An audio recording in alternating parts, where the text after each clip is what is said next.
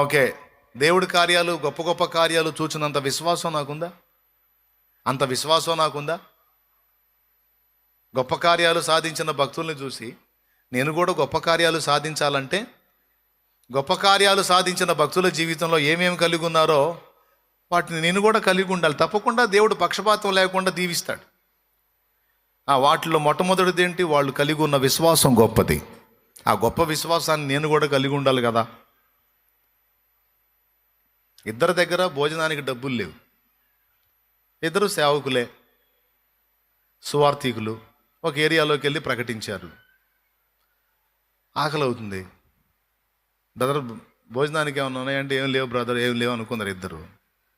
సరే మన దగ్గర లేకపోతే ఏసే ఉన్నాడు కప్ప, హోటల్లో తిందాంపా అని పోయారు ఇద్దరు. డబ్బులు లేకుండా ఎట్ట తింటావు బ్రదరు, పిండి రుబ్బాల్సి వచ్చింది అన్నాడు ఒక ఆయన. అంతగా రుబ్బించాలనుకుంటే దేవుడు రుబ్బుదాంలే కానీ బ్రదరు ఆకలి అవుతుంది, దేవుడే చూసుకుంటాడు అని ఒక ఆయనేమో ఫుల్ మీల్స్ ఆర్డర్ చేశాడు, అన్నం ఆర్డర్ చేశాడు. బ్రదర్ నీకు కూడా చేయమంటావు అని అడిగాడు. నాకొద్దు బ్రదర్, థ్యాంక్ యూ. నేను తింటున్నాను, తినవా, దేవుడే చూసుకుంటాడు. విశ్వాసం మన ఆయన మీద ఆనుకోకపోతే ఎట్లా? మనకు పోషకుడు ఆయనే కదా, ఆయనే చూసుకుంటాడు. తిను నువ్వు కూడా. నాకు దేవుణ్ణి విశ్వసించాలి కానీ మరి ఇంత శోధించకూడదు. నేను శోధించను దేవుడిని, నేను శోధించట్లేదు బ్రదరు. దేవుడు ఇస్తాడో లేదో చూస్తానని శోధించట్లా. అవసరమైతే పిండాన్ని రుబ్బుతా, కానీ నా నమ్మకం, నా విశ్వాసం ఏంటంటే దేవుడు కడతాడని. అంతే నా విశ్వాసం. కట్టకపోతే పిండి రుబ్బుతా, ప్రాబ్లం లేదు. కానీ నా దేవుడు నమ్మదగినవాడు. నా మాటని నువ్వు కూడా చెప్పేదని కూడా నాకొద్దు. పిండి రుబ్బటం నా వల్ల కాదు, నాకొద్దు. ఏదో ఒకటి చెప్పు బ్రదరు, నాకు సింగిల్ టీ చాలన్నాడు, సింగిల్ చాయ్. సరే అతనికి చాయ్ చెప్పారు. అంటే టీకి మళ్ళీ పిండి రుబ్బమనరగా. మనీ తెచ్చుకోలేదండి, ఉన్నాయని వచ్చాను, పొరపాటు పడ్డాను, నేను నెక్స్ట్ వచ్చి కడతానండి అంటే పోయా టీ ఏముంది లేపో అంటారుగా. అట్లా కాకుండా ఫుల్ మీల్స్ తింటే రుబ్బాల్సి వచ్చింది. కాబట్టి ఇతను తెలివి ఇది. ఇతను టీ దాగి కూర్చున్నాడు. అతనే శుభ్రంగా తినాలనుకుని అన్ని తెప్పించుకొని తిన్నాడు. అతనికి అనుమానం ఏం పెట్టుకోవాలా, విశ్వాసం. ఆయనే చూసుకుంటాడు. నేను దిగుతున్న రంగంలో నా దేవుడే నాకు తోడై ఉంటాడు, ఆయనే చూసుకుంటాడు, విశ్వాసం. నేనైతే దేవుడిని శోధించట్లా. నేను మెంటల్గా ఫిక్స్ అయి ఉన్నాను. ఆయన నాకు బిల్లు కడితే కట్టాడు, కట్టకపోతే పిండి రుపుతా, ఏం చేస్తాం మరి, తట్టుకోలేని ఆకలికి, స్తోత్రం అని ఫిక్స్ అయిపోయాడు. లేవని చెబుతాను, లేకపోతే ఏముంది, పోయి పాత్రలు కడుగు అంటాడు, కడుగుతా, చేసేదేముంది. సరే తిన్నాడు, చేయగడుక్కున్నాడు, వచ్చి బల్ల దగ్గర కూర్చున్నాడు. ఆ కూర్చున్న దగ్గర కూర్చున్నాడు.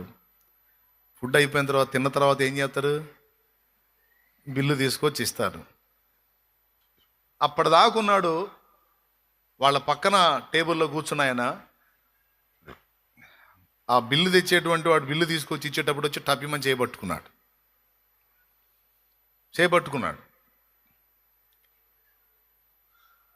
వాళ్ళు కట్టరు, బిల్లు నేను కడతా అన్నాడు పక్కన ఆయన. ఏమన్నాడు, అయ్యా తిన్నది మేము, నువ్వెట్ట కడతావు, ఎందుకు కడతావు బిల్లు, మేమే కడతాం, ఏం దగ్గర ఏం లేవు, మేమే కడతాం. లేదయ్యా మీరు సేవకులు కదా. అవునయ్యా సువార్థికులు, మేము సేవకులు. చూశాను మీరు భోజనం చేసేటప్పుడు ప్రార్థన చేసుకున్నారు కదా, చూశాను నేను. మీ వాళ్ళకం అది చూస్తే సేవకులనే అనిపించింది. ఎన్ని రోజుల నుంచి ఎదురు చూస్తున్నానో, నాకు దేవుడు మంచి క్లిష్టమైన పరిస్థితుల్లో ఉన్నప్పుడు దేవుడు జాబ్ ఇచ్చాడు. ఉద్యోగం వచ్చి ఆ ఉద్యోగం మీద తిరగడం సరిపోయింది, కానీ దైవజనులకి ఇంటికి పిలిచి పట్టెడు అన్నం పెడదామని ఎన్నిసార్లు అనుకున్నా నాకు కుదరలేదు. నా అదృష్టం బండి ఈరోజు మీరు దొరికారు. కాబట్టి బిల్లు నేనే కడతానని ఆ బిల్లు తీసుకెళ్ళి కౌంటర్లో ఆయన కట్టాడు. అప్పుడు ఫుల్ మీల్స్ తిన్న ఆయన ఛాయ్ తాగినోడికి వెళ్ళి చూశాడు. దేవునికి స్తోత్రం కలుగును గాక. హల్లెలూయా. ఇప్పుడు ఏమంటారు మీరు చెప్పండి?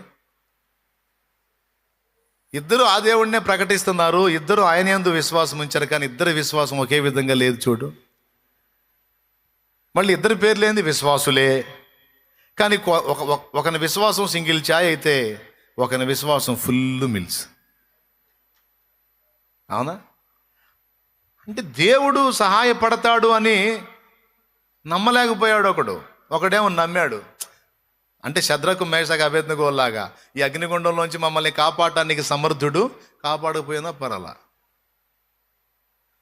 అట్లాగే నేను తినడానికి కట్టడానికి సమర్థుడు, కట్టకపోయినా పర్వాలా, అవసరమైతే పిండి రుబ్బుతా లేదా పాత్రలు కడుగుతా అని మెంటల్గా ఫిక్స్ అయిపోయి తిన్నాడు. కానీ విశ్వాసం అతన్ని సిగ్గుపరిచిందా? ఇప్పుడు ఆ టేబుల్ దగ్గర పక్కన ఆయనే ఎందుకు కూర్చోవాలి, ఆ టయాన్ని కరెక్ట్గా ఆయన వచ్చి ఎందుకు కట్టాలి? ఇలాంటి ఒకటి కాదు, నా తల వెంట్రుకల కంటే విస్తారంగా చేశాడు దేవుడు కార్యాలు. నా లైఫ్లోనే చాలా చూసా.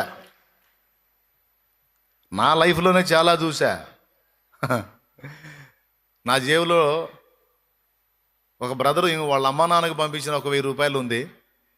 నా దగ్గర ఛార్జీకి మోయనంగా ఉన్నాయి, ఎక్కువ తినేదానికి నా దగ్గర పైసలు లేవు. తమిళనాడు అవతల దిండిగల్, మధురై ఆ ప్రాంతాలు ఉన్నాయి. ఆ ప్రాంతాలన్నిట కానా విలక్ అనే ప్రాంతానికి పోయా. చెన్నై నుంచి కూడా ఒక 500 కిలోమీటర్ల అవతలకి, అంటే ఇక్కడ నుంచి ఇంచుమించు ఒక 1000 కిలోమీటర్లు పోయాను అనుకో.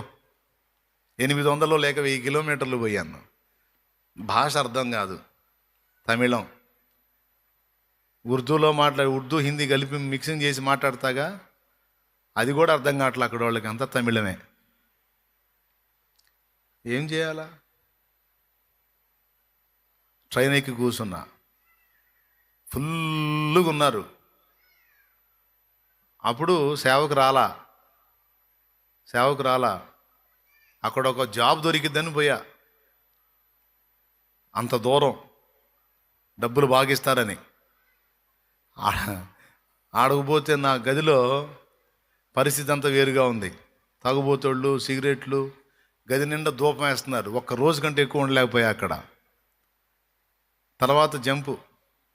పోయేటప్పుడు ఛార్జింగ్ మోయనంగా తీసుకొని పోయినా, వచ్చేటప్పుడు లేవు. నేను రిటర్న్ అవుతుంటే అక్కడున్న ఆ బ్యాచ్లో ఉన్న ఒక అతను తన తల్లిదండ్రికి డబ్బులు పంపించాడు, 1000. నాయి కాదయ్యి, అతనై. ఫలానా ప్రాంతంలో మా అమ్మ మా నాన్న ఉంటారు, ఒక అడుగు నేను వాళ్ళకి పంపించానని చెప్పి డబ్బులు ఇవ్వవా అని ఇచ్చాడు. అది కూడా ఏం చేయాలా, నేను ప్రభా వెళ్ళాలి, నా దగ్గర ఛార్జీకి డబ్బులు లేవు, సాయం చేయమని ప్రార్థన చేస్తే దేవుడు అతన్ని ప్రేరేపించి వాళ్ళ అమ్మోళ్ళకి ఇమ్మని 1000 రూపాయలు నా చేతికి ఇచ్చాడు. ఇప్పుడు నా దగ్గర ఉన్నది అదే, నాయి కాదు. సరే ముందు ఇవి తీసుకొని ఇంటికి పోదాం, తర్వాత చూద్దామని పోయి రైలు ఎక్కా. మీరు నమ్మండి నమ్మకండి, బాగా ఆకలి అవుతుంది. డబ్బులేమో నాయి కాదు. ఇంటికాడ ఉంటే ఇంటికాడ ఇద్దామని అనుకోవడానికి ఇంటికాడంతా అప్పుల తడకై కూర్చుంది. ఇంటికాడ కూడా డబ్బులు లేవు. ఇప్పుడు నేను అక్కడి నుంచి ఏడదాకా వెళ్ళాలయా? నేను ఎక్కిన దగ్గరగా నాకు ప్రయాణం 800 కిలోమీటర్ల దూరం ప్రయాణం చేయాలి. అంతకు పైనే ఒక 1000 దాకా ప్రయాణం చేయాలని నేను. ఎట్లా సాధ్యం? ఒక స్టేషన్ దాటింది, 2 స్టేషన్లు దాటింది, 3వ స్టేషన్ ఆగింది. జనం ఎక్కారు. లోపల ఎక్కడ ట్రైన్లో కూర్చోడానికి లేదు. వాష్రూమ్ ఉంటుంది కదా, వాష్రూమ్ దగ్గర అదే అటు ఇటు దిగటానికి తలుపులు ఉంటాయి కదా, తలుపుల దగ్గర ఖాళీ ఉంటుంది. ఆడ కూర్చున్నా. ఆడ కూడా 4-5 నెడుతున్నారు అటు ఇటు. నిలబడితే లాభం లేదని కూర్చున్నా. తొక్కితే తొక్కంట, చేయగలిగింది ఏమి లేదని. ఆకలి అవుతుంది, ఏం చేయాలా? సరే, మనుషుడు రొట్టె వలన మాత్రమే కాదు, దేవుని నోటి నుండి వచ్చి ప్రతి మాట వలన జీవించనని ఉందిగా. బైబిల్ తీసా. ఈ వాక్యమే నాకు ఫుడ్ అనుకుని శుభ్రంగా బైబిల్ చదవటం మొదలుపెట్టా. ఈ లోపు ఆ 2 స్టేషన్లు దాటి 3వ స్టేషన్లో ఒక బ్రదర్ ఎక్కాడు. ఆయన, నేను చదువుతుంది తెలుగు బైబిల్ కదా, హలో ఏంటది అన్నాడు. పైకి చూసా. ఆ తెలుగు భాష అతని నోటి నుంచి వినేటప్పటికి అబ్బా నాకెంత హాయిగా ఉందో. మీరు తెలుగు వాళ్ళా అన్నా. తెలుగు బైబిల్ చదువుతున్నావుగా, ఎక్కడ దాకా అన్నాడు. బతికించావు బాబా, ఈ అరవమాలోకం దెబ్బ సస్తున్నాను నేను. నాకు అర్థమై సావట్లే ఇలా మాటలు. ఒక తెలుగోడు దొరికాడు నాకు సంతోషం అని ఇంకా ఆయనతో మాటలు కలిపాను. ఆయన ఎవరంటే రైల్వే డిపార్ట్మెంట్లో ఒక మంచి హోదాలో ఉన్న వ్యక్తి. ఆయనకు కూడా ప్లేస్ లేదు, ఆయన హడావుడిగా ఎక్కాడు. చూశాడు నాకెళ్ళి, సరేలే అన్నాడు. లేచాను.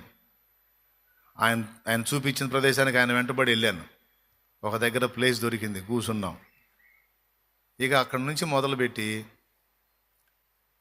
చెన్నై పోయిందాకా 2 బాక్సుల నిండా తెచ్చాడండి తినేయి.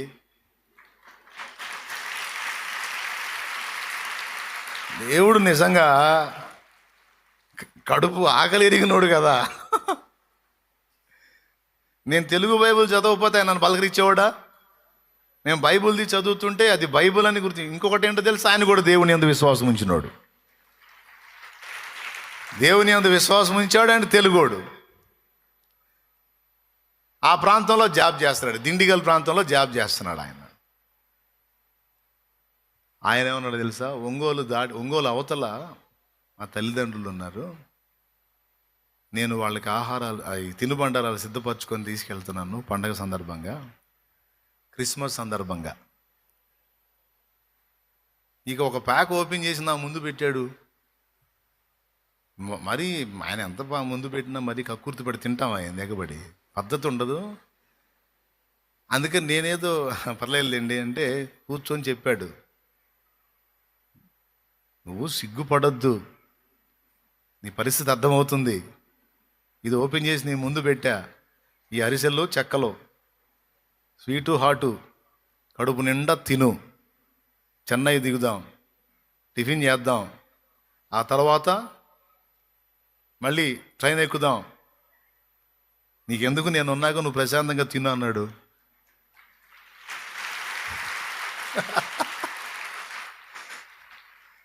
ఇప్పుడు చెన్నై చేరిందాకా తింటానే ఉన్నా. నేను వద్దు మొర్రా అంటే కూడా ఒప్పుకోవట్లేదు, తినో అనేసి. చెన్నై చేరినాక టికెట్ తీసుకొనిలే. ఎందుకు టికెట్ అవసరం లేదు, నేనున్నాను దా. వాళ్ళ ఆఫీసర్స్తో పాటు ఆయన కూర్చున్నా, నన్ను కూడా కూర్చోబెట్టుకున్నాడు. ఇక అవసరం లేదు, నేను చెప్తాలే అని. ఇక ఏడదాకా వచ్చాడా? ఒంగోలు దాకా నాతో పాటు వచ్చాడు. ఎక్కడ? దాదాపు చెన్నై నుంచి 500 కిలోమీటర్ల అవతల నుంచి ఒంగోలు దాకా వచ్చాడు. మాట్లాడుకుంటా, దేవుని మాటలే మాట్లాడుకుంటా, తినుకుంటా. ఇక చెన్నైలో ధైర్యంగా టిఫిన్ చేశాను. నాతో పాటు ఆయన కూడా వచ్చాడు. టిఫిన్ చేసి ఎక్కి ఒంగోలు దగ్గర దిగాడు.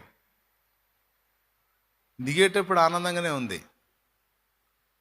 ఆయన వెళ్ళిన తర్వాత ఎవడన్నా నన్ను ఇప్పుడు టికెట్ అడిగితే నా గతి ఏందని డౌట్ వచ్చింది.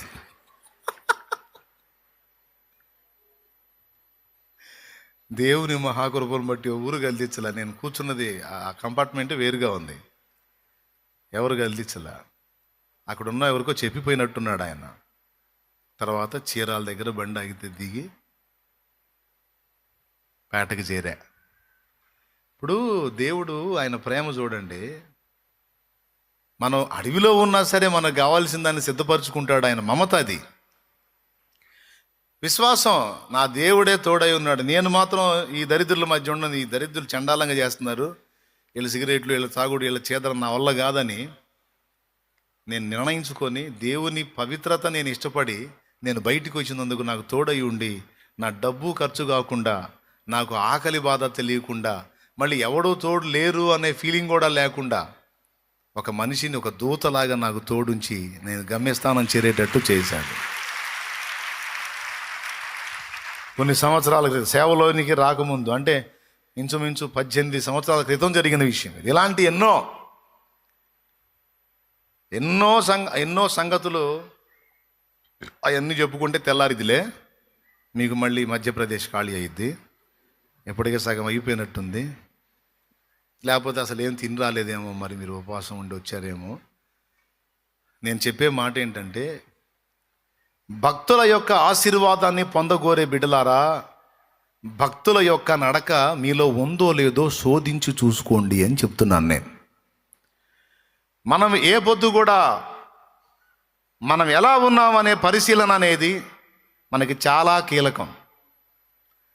దేవుడు పదే పదే పదే పదే నాకు నేర్పిన విషయాల్లో మెయిన్గా నాకు బాగా నేర్పింది అదే. ఎదుటోళ్ళని కాదు, నీలో నువ్వు చూడు, ముందు నిన్ను నువ్వు శోధించుకో, నిన్ను నువ్వు పరీక్షించుకో అని. సో మనం ఎంతటి విశ్వాసాన్ని ప్రదర్శిస్తామో అంత కార్యాన్ని దేవుడు చేస్తాడు.